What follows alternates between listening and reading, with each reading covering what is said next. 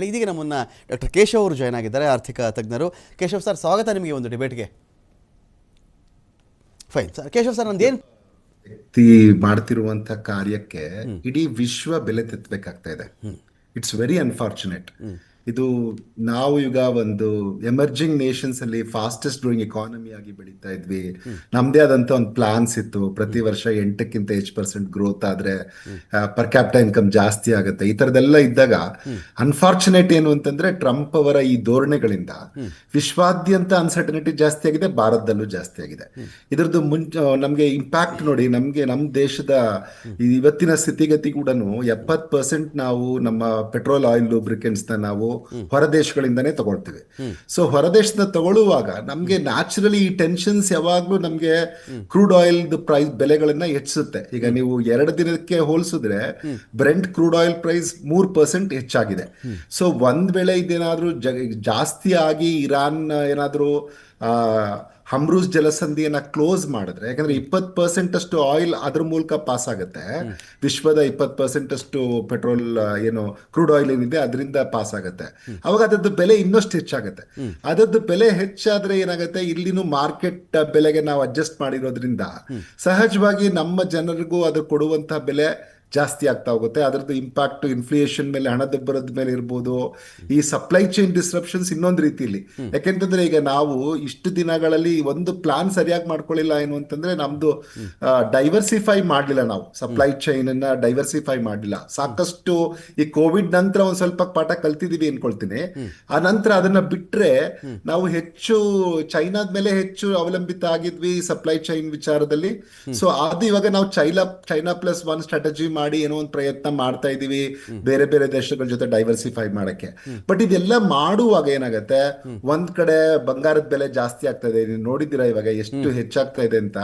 ಏನಂದ್ರೆ ಒಂದು even central ಬ್ಯಾಂಕ್ಗಳು ಕೂಡ ಹಣವನ್ನ ಏನೇನೋ ಅವರು ಬೇರೆ ಕಡೆ ಬೇರೆ ದೇಶಗಳಲ್ಲಿ ಇಟ್ಟಿದ್ರು ಅವನ್ನೆಲ್ಲರೂ ವಾಪಸ್ ತರಿಸ್ಕೊಳ್ತಾ ಇರೋದು. ಒಂದು ಎಷ್ಟಾಗುತ್ತೋ ಅಷ್ಟು ಹೆಚ್ಚು ಹೆಚ್ಚು ಭಾರತನೂ ಸೇರಿದಂತೆ, ಅಂದ್ರೆ ಚೈನಾಗೆಲ್ಲ ಭಾರತವನ್ನ ಆ ಮಟ್ಟಕ್ಕೆ ಹೋಲ್ಸಕ್ಕಾಗಲ್ಲ. ನಾವು ಏನ್ ಗೋಲ್ಡನ್ನ ಶೇಖರಿಸ್ತಾ ಇದೀವಿ, ಎಲ್ಲರೂ ಆ ಗೋಲ್ಡ್ ಅಲ್ಲಿ ನಾವು ಶೇಖರಿಸಬೇಕು ಅನ್ನುವಂಥದ್ದು. ಇದು ಓವರ್ ಆಲ್ ಸ್ಕೇರ್ಸಿಟಿಗೆ ಇನ್ನಷ್ಟು ಕಡಿಮೆ ಮಾಡುತ್ತೆ. ಆಮೇಲೆ ಜನ ಕೂಡ ಇಲ್ಲ ಇನ್ನೂ 2 ಲಕ್ಷ ಆಗ್ಬಿಡುತ್ತೆ ಇವಾಗ ತಗೊಂಡ್ಬಿಡೋಣ ಅಂತ ಹೇಳಿ ಇನ್ನಷ್ಟು ಡಿಮ್ಯಾಂಡ್ ಅನ್ನ ಮಾಡ್ತಾ ಇರುವಂತದ್ದು. ಸೊ ಆಮೇಲೆ ಸ್ಟಾಕ್ ಮಾರ್ಕೆಟ್ ಕೂಡ ನೀವು ನೋಡ್ತಾ ಇದ್ದೀರಾ, ಅದರಲ್ಲೂ ಏರುಪೇರು ನಮ್ಗೆ ಕಾಣಿಸ್ತಾ ಇದೆ. ಸೊ ಅದರಿಂದನೂ ಒಂದಷ್ಟು ಆತಂಕಕ್ಕೊಳಗಾಗುವಂತ ಅಂಶಗಳಿದೆ. ಯಾಕೆಂತಂದ್ರೆ ಎಲ್ಲ ಎಕಾನಮಿಯ ಎಲ್ಲ ಇಂಡಿಕೇಟರ್ಸ್ ಇವಾಗ ಸ್ವಲ್ಪ ಚೆನ್ನಾಗಿ ಆಗ್ತಿರುವಂತ ಸಂದರ್ಭದಲ್ಲಿ ನಮ್ಗೆ ಸ್ಟಾಕ್ ಮಾರ್ಕೆಟ್ ವೊಲಟಾಲಿಟಿ ಆಗ್ಬೋದು, ಇಲ್ಲ ಅಂತಂದ್ರೆ ನಮ್ಗೇನು ನಾವು ಸಪ್ಲೈ ಚೈನ್ ಡಿಸ್ರಪ್ಷನ್ಸ್ ಇಂದ ನಮ್ಮ ದೇಶದಲ್ಲಿ ನಾವೇನು ಮೇಕ್ ಇನ್ ಇಂಡಿಯಾ ಮಾಡೋಣ ಅಂತ ಏನೊಂದು ಪ್ರಯತ್ನಗಳನ್ನ ಮಾಡ್ತಾ ಇದ್ರು ಇದಕ್ಕೆ ಆತ್ಮನಿರ್ಭರ್ ಭಾರತದಲ್ಲಿ, ಅದಕ್ಕೇನು ಒಂದು ಹೊಡೆತ ಬೀಳುತ್ತೆ. ಯಾಕಂದ್ರೆ ನೀವು ಎಲ್ಲ ರಾ ಮೆಟೀರಿಯಲ್ಸ್ ಇನ್ನೂ ಇಲ್ಲೇ ನಾವು ತಯಾರಿಸುವಂತಹ ಇದನ್ನ ಭಾರತ ಹೊಂದಿಲ್ಲ. ಸೊ ಹಂಗಾಗಿ ಅದ್ರ ಮೇಲೂ ಹೊಡೆತ ಬೀಳುತ್ತೆ. ಮತ್ತೆ ಇನ್ಫ್ಲೇಷನ್ ಜಾಸ್ತಿ ಆದ್ರೆ, ಈ ಪೆಟ್ರೋಲ್ ಆಯಿಲ್ ಲೂಬ್ರಿಕೆಂಟ್ಸ್ ಹೆಚ್ಚಾದ್ರೆ ಅದು ಜನಸಾಮಾನ್ಯರ ಮೇಲೆ ಸಾಕಷ್ಟು ಒತ್ತಡಕ್ಕೆ ಒಳಗಾಗುತ್ತೆ. ಮತ್ತೆ ಈ ಎಲ್ಲ ಸೆಕ್ಟರ್ಸ್ ಅಲ್ಲಿ ನಾನು ಹೇಳೋದೇನು ಅಂತಂದ್ರೆ, ಯಾವುದೇ ಕ್ಷೇತ್ರ ಆಗಲಿ ಅದು, ಈಗ ನೀವು ಒಂದು ಯುಕ್ರೇನ್ ಯುದ್ಧ ಆದಾಗ ನಮ್ಮಲ್ಲಿ ಪಾಮ್ ಆಯಿಲ್ ಬೆಲೆ ಮತ್ತೆ ಸನ್ಫ್ಲವರ್ ಆಯಿಲ್ ಬೆಲೆ ಹೆಚ್ಚಾಗಿದ್ದನ್ನ ನೋಡಿದ್ವಿ. ಕೋಳಿಯ ಫೀಡ್ ಕೂಡ ಅಂದ್ರೆ ಚಿಕ್ಕದಿಂದ ಹಿಡಿದು ದೊಡ್ಡದು ವರ್ಗುನು ಇಂಪ್ಯಾಕ್ಟ್ ಆಯ್ತು. ಅದು ಏನು ಅವರ ನಡುವೆ ನಡೆದಂತ ಕಾನ್ಫ್ಲಿಕ್ಟ್ಗೆ. ಸೊ ಹಂಗಾಗಿ ಈಗ ಎಲ್ಲೇ ಏನೇ ಆದ್ರೇನು ಒಂದು ವಿಶ್ವದಲ್ಲಿ ಈ ತರದೊಂದು ಅನ್ರೆಸ್ಟ್ ಇದ್ರೆ ಅದಕ್ಕೆ ಬೆಲೆ ತೆತ್ತಬೇಕಾಗುವಂಥದ್ದು ಅಭಿವೃದ್ಧಿ ಹೊಂದುತ್ತಿರುವಂತ ರಾಷ್ಟ್ರಗಳಾದ ನಮ್ಮಂತ ರಾಷ್ಟ್ರಗಳು. ಅದರಲ್ಲೂ ಭಾರತ ಅಂತೂ ಇದರಿಂದ ಸಾಕಷ್ಟು ತೊಂದರೆಗೆ ಒಳಗಾಗತ್ತೆ ಅಂತ ನನ್ಗನ್ಸುತ್ತೆ. ಆದ್ರೆ ಇದು ಆ ಮಟ್ಟಕ್ಕೆ ಹೋಗದೆ ಇರಲಿ ಅನ್ನುವಂಥದ್ದು ನನ್ನ ಆಶಯ. ಮಾಡಬೇಕಾಗತ್ತೆ ಖಮೇನಿ ಅಂತ. ಇದೆಲ್ಲವೂ ಈ ಜಿಯೋಪೊಲಿಟಿಕಲ್ ಅನ್ರೆಸ್ಟ್ ಇವಾಗ ಸದ್ಯಕ್ಕೇನು ನೀವು ಪ್ರಸ್ತಾಪ ಮಾಡ್ತಾ ಇದ್ರಿ, ಇವೆಲ್ಲವೂ ಬೇಸಿಕಲಿ ಆರ್ಥಿಕ ರೀಸನ್ಸ್ಗೆ ನಡೆಯುವಂಥದ್ದು. ಒಂದು ಅಮೆರಿಕದ ಇಂಟ್ರೆಸ್ಟ್ ಏನಿದೆ ಅದನ್ನ ನೋಡ್ತಾ ಇರುತ್ತೆ. ನನಗೆ ಎಲ್ಲಿ ಅನುಕೂಲ ಆಗತ್ತೆ, ಈಗ ವೆನೆಜುವೆಲಾ ಅಂತ ದೇಶದ ಮೇಲೆ ಅವರು ಪ್ಲಾನ್ ಮಾಡಿದ್ದು ಅದೇ ರೀಸನ್ಗೆ, ಗ್ರೀನ್ಲ್ಯಾಂಡ್ ಬೇಕು ಅನ್ನುವಂಥದ್ದಾಗ್ಲಿ, ಇಲ್ಲ ನೀವು ಒಪ್ಕೊಬಿಡಿ ಇಂಡಿಯಾ ನಮ್ಗೆ ಇದು ಕಂಡೀಷನ್ಸ್ಗೆ ನೀವು ಒಪ್ಕೊಳ್ಳಿ, ಇವತ್ತೊಳಗಡೆ ನನಗೆ ಫೋನ್ ಮಾಡಿ ಅಂತ ಅವ್ರು ಹೇಳೋದನ್ನು, ಇವೆಲ್ಲವೂ ಆರ್ಥಿಕ ಕಾರಣಗಳಿಗೆ ಇರುತ್ತೆ. ಅವ್ರದ್ದು ಏನಂದ್ರೆ ಅಮೆರಿಕದ ಒಂದು ಧೋರಣೆ, ಅವ್ರಿಗೆ ಸರಿ ಅನ್ಸದ್ದು ವಿಶ್ವಕ್ಕೆಲ್ಲವೂ ಸರಿ ಆಗಿರ್ಬೇಕು ಅನ್ನುವಂಥದ್ದು. ಮತ್ತೆ ಏನು ಅಂತಂದ್ರೆ ಅವ್ರಿಗೆ ಅನುಕೂಲ ಆಗ್ಬೇಕು ಒಟ್ಟಲ್ಲಿ.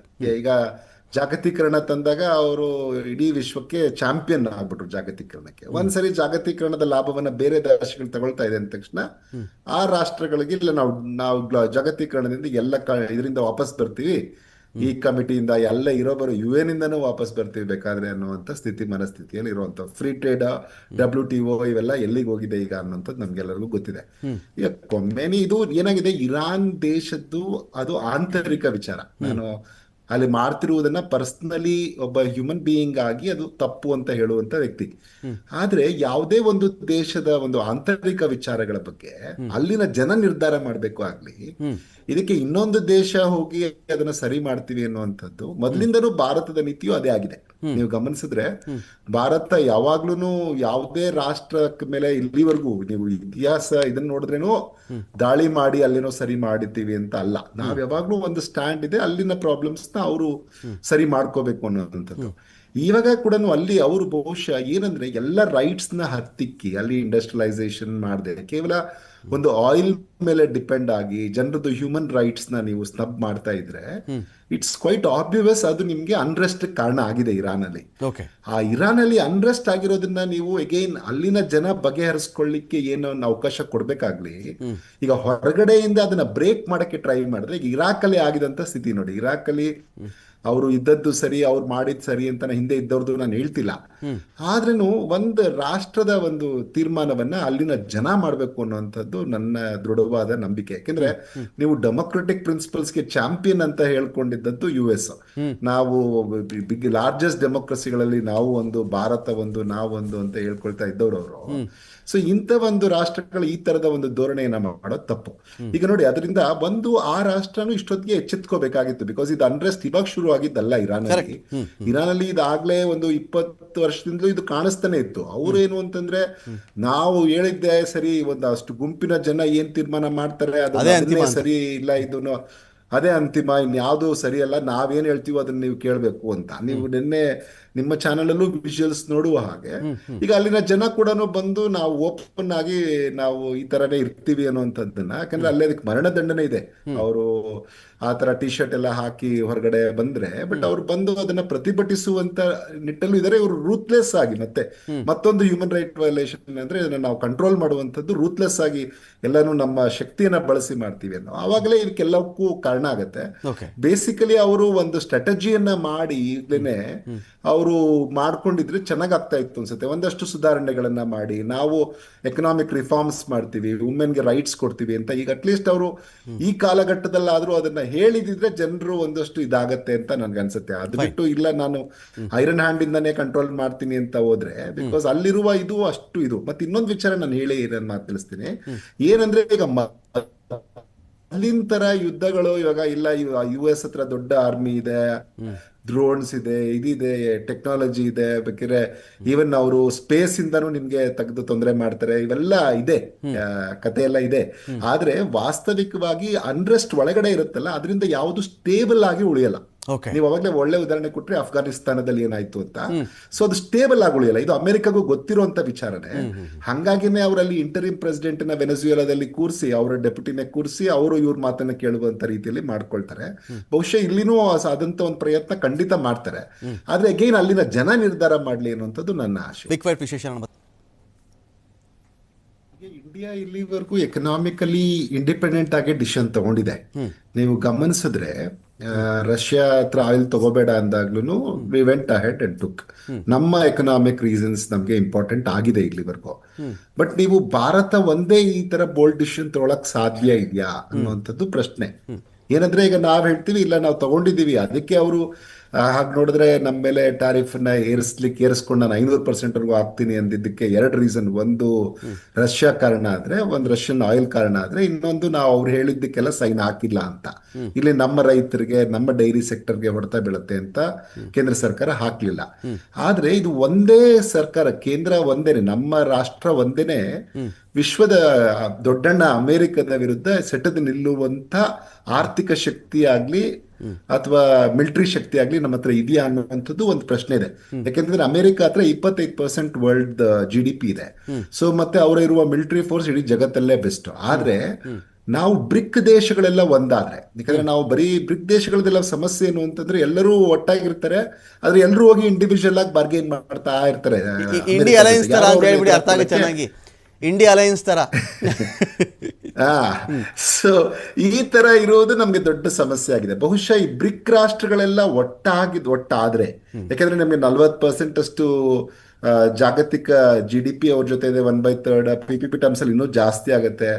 25% ಜನಸಂಖ್ಯೆ ಇದೆ. ಎಲ್ಲ ತರದಲ್ಲಿ ನೀವು ನೋಡಿದ್ರೆ ಬ್ರಿಕ್ ರಾಷ್ಟ್ರಗಳು ಒಂದಾದ್ರೆ ಬಹುಶಃ ಅವರು ಟರ್ಮ್ಸ್ ನ ಡಿಕ್ಟೇಟ್ ಮಾಡ್ಲಿಕ್ಕೆ ಸಾಧ್ಯ ಇದೆ. ಬಿಕಾಸ್ ಯಾವುದೇ ಕಾರಣಕ್ಕೆ ಅಮೆರಿಕ ಚೈನಾನ ಎದುರಾಕೊಳ್ಳೋಕೆ ಈ ಸಂದರ್ಭದಲ್ಲಿ ಇಷ್ಟ ಇಲ್ಲ. ಬಿಕಾಸ್ ಅವರು ಹೆಚ್ಚು ಈಗ್ಲೂ ಅವ್ರ ಹತ್ರನೇ ರಾ ಮೆಟೀರಿಯಲ್ಸ್ ಅನೇಕ ಕಾಂಪೋನೆಂಟ್ಸ್ಗೆ ಡಿಪೆಂಡ್ ಆಗಿರುವಂತದ್ದಿದೆ.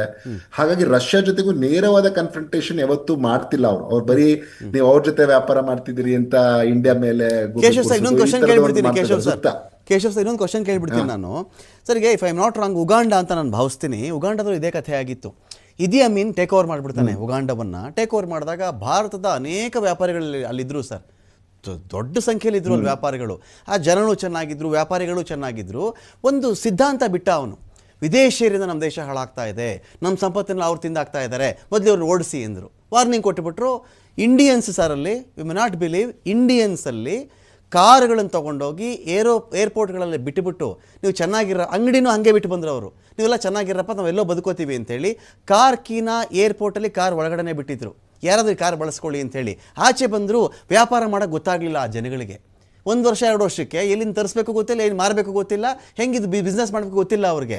ಈಗ ಇಲ್ಲಿ ಕಳ್ಳ ಮಾಲು ವೆನಿಜುವೆಲಾಗೆ ಹೋಗ್ಬಿಟ್ಟು ವೆನಿಜುವೆಲಾ ತೈಲ ಬೇಕಾ ಅಂತೇಳಿ ಇದು ಒಬ್ಬ ಚಿನ್ನನ ಕದ್ದುಬಿಟ್ಟು ನೀನು ತಗೋತೀಯ ಅಂತ ಮಾರ್ಕೆಟಲ್ಲಿ ಕೇಳ್ದಂಗೆ ಅಲ್ವಾ ಸರ್ ಟ್ರಂಪ್ ಮಾಡ್ತಿರೋ ಕೆಲಸ ಇಲ್ಲಿ.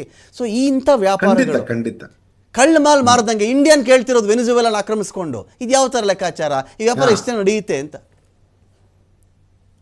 ಅಲ್ಲ, ಇದು ಖಂಡಿತ ಇವ್ರು ಒಗ್ಗಟ್ಟಾಗ್ಬೇಕು. ನನ್ಗೆ ಮೇನ್ ಏನು ಅಂತಂದ್ರೆ, ಈಗ ಭಾರತ ಇವತ್ತಿರುವ ಇದರಲ್ಲಿ ಈಗ ನೋಡಿ, ನಮ್ದು $4.2 ಟ್ರಿಲಿಯನ್ ಎಕಾನಮಿ. ಈಗ ನಾವು ಅದನ್ನ ನೇರವಾಗಿ ಅವರನ್ನ ಕನ್ಫ್ರಂಟ್ ಮಾಡುವ ಸ್ಥಿತಿಯಲ್ಲಿ ಇಲ್ಲ. ಆದ್ರೂ ನಾವು ಸಾಧ್ಯ ಆದಷ್ಟು ನಮ್ಮ ಎಕನಾಮಿಕ್ ಇಂಡಿಪೆಂಡೆನ್ಸ್ ನ ನಾವು ಉಳಿಸ್ಕೊಳ್ಳೋ ಪ್ರಯತ್ನ ಮಾಡ್ತಾ ಇದ್ದೀವಿ.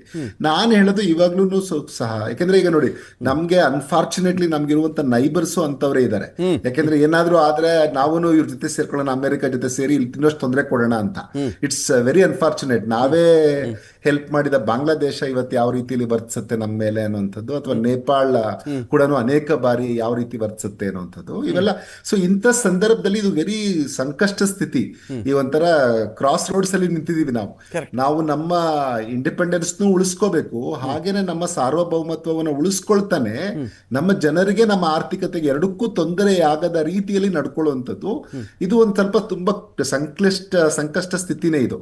ಆ ಒಂದು ಸಂದರ್ಭವನ್ನ ಈಗ ಸರಿಯಾಗಿ ನಾವು ಎದುರಿಸಬೇಕು ಅಂತಂದ್ರೆ, ಒಂದು ನಾವು ಬೇರೆಯ ಲೈಕ್ ಮೈಂಡೆಡ್ ದೇಶ ನನಗೆ ಬೆಸ್ಟ್ ಕಾಣಿಸುವಂಥದ್ದು ಆಗ್ಲೇ ಹೇಳಿದಾಗೆ ನಾನು ಬ್ರಿಕ್ ರಾಷ್ಟ್ರಗಳ ಜೊತೆ ನಾವು ಮಾತುಕತೆ ಶುರು ಮಾಡಬೇಕು ಈ ವಿಚಾರದಲ್ಲಿ. ಮತ್ತೆ ಏನಂದ್ರೆ, ಈಗ ಆಗ್ಲೇನೆ ಕರೆನ್ಸಿ ವಿಚಾರದಲ್ಲೂ ಕೂಡ ನೋಡಿ, ಅವ್ರು ಎಷ್ಟು ಇದ್ದಿದ್ರು ಅಂದ್ರೆ, ನೀವು ಡಾಲರ್ ಅಲ್ಲಿ ವ್ಯಾಪಾರ ಮಾಡಲ್ಲ ಅಂದ್ರೆ ಆ ರಾಷ್ಟ್ರಗಳ ಮೇಲೆ ಇಂಡೈರೆಕ್ಟ್ ಆಗಿ ಇನ್ನೊಂದ್ ತರ ಯುದ್ಧ ಮಾಡ್ತಾರೆ. ಸೊ ಈ ತರದ ಒಂಥರ ಅವರು ಯಾವಾಗ್ಲೂ ಟ್ರೇಡ್ ಟೆರರಿಸಮ್ ಮಾಡೋದ್ರಲ್ಲಿ ಅಮೆರಿಕ ಎತ್ತಿದ ಕೈ. ಅದರಲ್ಲಿ ನೀವು ಡಾಲರ್ ಟೆರರಿಸಮ್ ಅನ್ನಿ, ಇನ್ನೊಂದು ಟೆರರಿಸಮ್ ಅನ್ನಿ, ಅದೆಲ್ಲವೂ ಅವರಿಗೆ ಚೆನ್ನಾಗಿ ಗೊತ್ತಿದೆ. ಸೊ ಹಂಗಾಗಿ ಡೈರೆಕ್ಟ್ ಆಗಿ ನಾವು ಎದುರಿಸ್ಲಿಕ್ಕೆ ಇವೆಲ್ಲವನ್ನು ಸಾಧ್ಯ ಇಲ್ಲದೆ ಇರೋದ್ರಿಂದ, ಈಗ ಮುಂಚೆ ನಾವು ಇರಾನ್ ಜೊತೆಗೆ ಮಾತಾಡ್ಕೊಂಡಿದ್ವಿ, ರುಪಿಯಲ್ಲಿ ಅವ್ರ ಕರೆನ್ಸಿಯಲ್ಲಿ ನಾವು ಟ್ರಾನ್ಸಾಕ್ಟ್ ಮಾಡ್ಕೊಳ್ಳೋದು ಅಂತ, ವ್ಯಾಪಾರ ಮಾಡುವಂಥದ್ದು ಅಂತ ಹೇಳಿ. ಸೊ ಈ ತರ ನಾವು ಬ್ರಿಕ್ ನೇಷನ್ಸ್ ಗಳಲ್ಲೇ ಒಂದು ಮಾಡ್ಕೊಂಡು, ಇಲ್ಲಿ ಏನಾಗಿದೆ ಅಂತಂದ್ರೆ, ಒಂದು ನಮ್ಮ ನಡುವೆ ಯಾರಿಗೂ ಈ ರಾಷ್ಟ್ರಗಳ ನಡುವೆನೂ ಒಳಗಡೆ ಒಬ್ರನ್ನೊಬ್ರು ನಂಬಲ್ಲ. ಬಿಕಾಸ್ ಚೈನಾದ್ದು ಅವ್ರದ್ದು ಇಂಟ್ರೆಸ್ಟ್ ನಮ್ಮ ರಾಷ್ಟ್ರ, ಅದು ಯಾವಾಗೂ ನಮ್ಮ ರಾಷ್ಟ್ರದ ಯಾವ್ದು ಭಾಗ ತಗೊಳ್ಳೋಣ ಅಂತ ಅವ್ರು ಕಾಯ್ತಾ ಇರ್ತಾರೆ. ಅದನ್ನೆಲ್ಲ ಅವರು ಓಪನ್ ಆಗಿ ದೇ ಶುಡ್ ಸೇ.